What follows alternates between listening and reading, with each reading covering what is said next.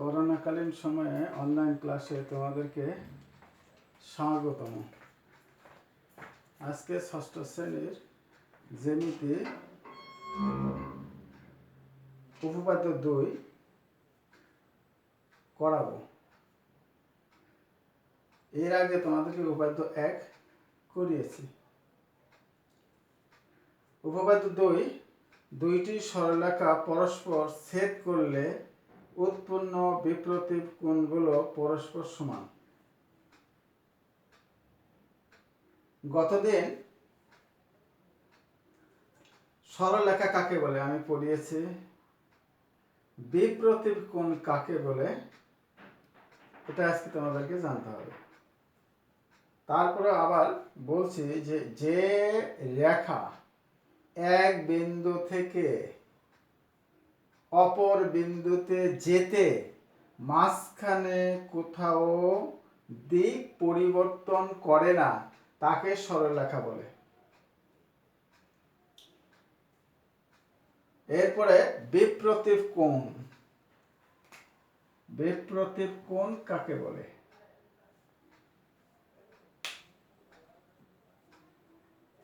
দুইটি সরলরেখা পরস্পর ছেদ করলে ছেদ বিন্দুতে যে চারটি কোণ উৎপন্ন হয় তাদের মধ্যে বিপরীত কোণদ্বয়কে বিপ্রতীপ কোণ বলে।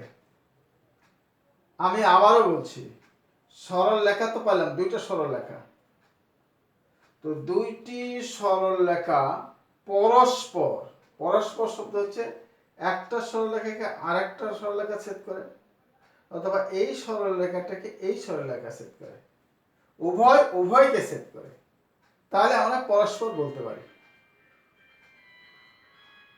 দুইটি সরলরেখা পরস্পর ছেদ করলে যে চারটি কোণ উৎপন্ন হয় তাদের মধ্যে বিপরীত কোণদ্বয়কে বিপ্রতীপ কোণ বলে। তাহলে দেখো, উপপাদ্য অনুসারে দুইটি সরলরেখা হচ্ছে এবি আর একটা হচ্ছে সিবি, তারা ছেদ করছে পরস্পর ও বিন্দুতে। তাহলে বিশেষ নির্বাচন, মনে করি এবি ও সিডি রেখা দ্বয় পরস্পর ও বিন্দুতে ছেদ করেছে। দ্বয় মানে দুই, এখানে দুইটি রেখা, একটা হচ্ছে এবি আর একটা হচ্ছে সিডি। তাহলে এই রেখা দুইটি পরস্পর ও বিন্দুতে ছেদ করেছে, ফলে ও বিন্দুতে চারটি কোণ উৎপন্ন হয়েছে। একটা হলো এ ও সি কোণ, সি ও বি কোণ, বি ও ডি কোণ, এবং এ ও ডি কোণ। এই চারটি কোণের মধ্যে দেখো তোমরা, এই এ ও সি এবং বি ও ডি, এই দুইটি কোণ পরস্পর বিপরীত কোণ, এবং এই এ ও ডি কোণ আবার সি ও বি কোণ, এটা বিপরীত কোণ।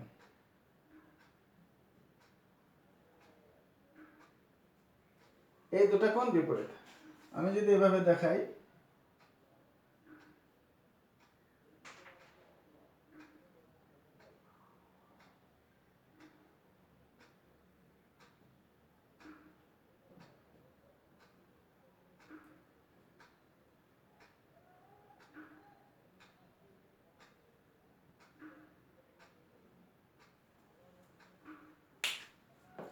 তাহলে এই এ ও সি কোণের বিপরীত কোণ হলো বি ও ডি কোণ, এবং এ ও ডি কোণের বিপরীত কোণ হলো সি ও বি কোণ।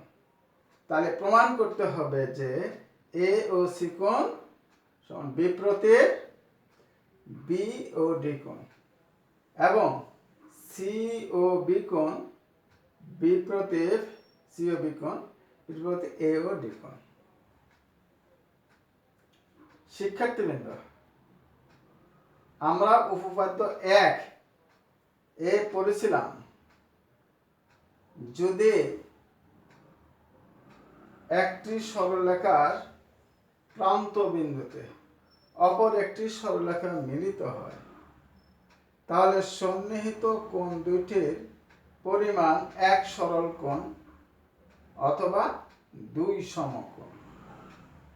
তাহলে দেখো, এই ও এই একটা রশ্মি, কারণ আমরা জানি সরলরেখার যে কোনো একটি প্রান্তকে তীর চিহ্ন দ্বারা প্রদর্শন করাকে রশ্মি বলে। তাহলে ও একটা রশ্মি, এর প্রান্তবিন্দু হচ্ছে ও। তাহলে ও এ রশ্মির প্রান্তবিন্দু ওতে এই সিডি রেখা মিলিত হয়েছে। মিলিত হলে এই দুটো হচ্ছে সন্নিহিত কোণ, অর্থাৎ এ ও সি আর এ ও ডি। তাহলে এই দুইটা সন্নিহিত কোণের পরিমাণ হবে এক সরল কোণ অথবা দুই সমকোণ। আমি আবারও বলছি যে ও এ রশ্মির ও বিন্দুতে সিডি রেখা মিলিত হয়েছে।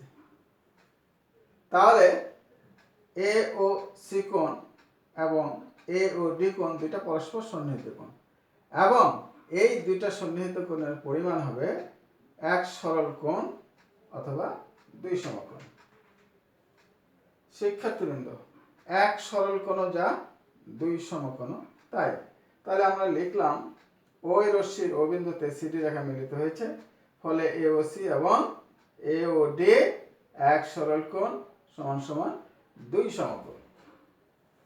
শিক্ষার্থীবৃন্দ, আবার ওডি রশ্মি যদি ধরি, ওডি রশ্মির প্রান্তবিন্দু হচ্ছে ও, ওডি রশ্মির প্রান্তবিন্দু ওতে এবি রেখা মিলিত হয়েছে।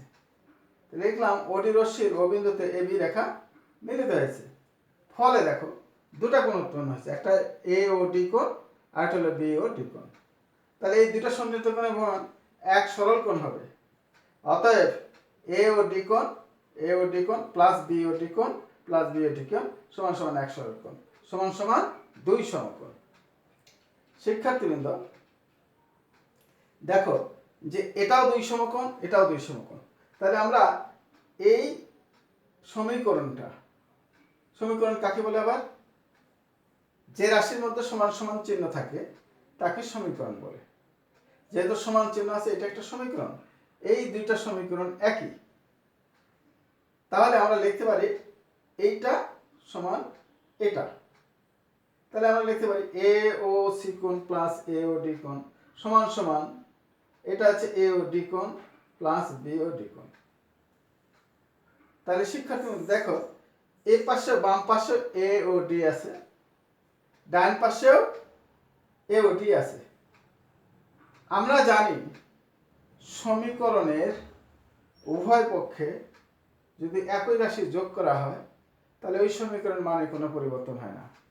সমীকরণের উভয় পাশ থেকে যদি একই রাশি বাদ দেওয়া যায় তাহলেও ওই সমীকরণের মানের কোনো পরিবর্তন হয় না।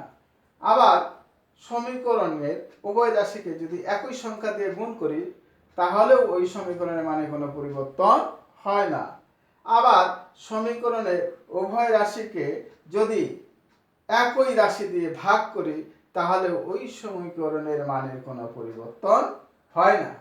তাহলে আমরা দেখলাম যে সমীকরণের দুই পাশেই এ ও ডি আছে, অর্থাৎ সমান সংখ্যা রাশি আছে। তাহলে এই রাশিটাকে যেহেতু সমান এ ও ডি এই পাশে এ ডি আমরা বাদ দিতে পারি। তাহলে এ ও ডি এবং এ ও ডি বাদ দিলে এই বাম পাশে থাকতেছে এ ও সি এবং ডান পাশে থাকতেছে বি ও ডি। একটা তোমরা এখানে অবশ্যই সাইড নোট দেবা যে উভয় পক্ষ থেকে কোণ এ ও ডি বাদ দিয়ে। ঠিক একইভাবে আমরা প্রমাণ করলাম এ ও সি সমান সমান বিপ্রতীপ বি ও ডি কোণ। আমরা অনুরূপভাবে প্রমাণ করতে পারি যে কোণ সি ও বি কোণ সমান সমান বিপ্রতীপ কোণ এ ও ডি কোণ। ডি কোণ অতএব আমরা অনুরূপভাবে দেখাতে পারি যে সি ও বি কোণ সমান এ ও ডি কোণ। তো তোমরা উপপাদ্য 2 ভালো করে পড়বে। আগামী দিন কোথাও যদি বুঝতে না পারো আমাকে বলবে। তো আজকেই এখানেই এই ক্লাসের সমাপ্তি ঘোষণা করছি। আল্লাহ হাফেজ।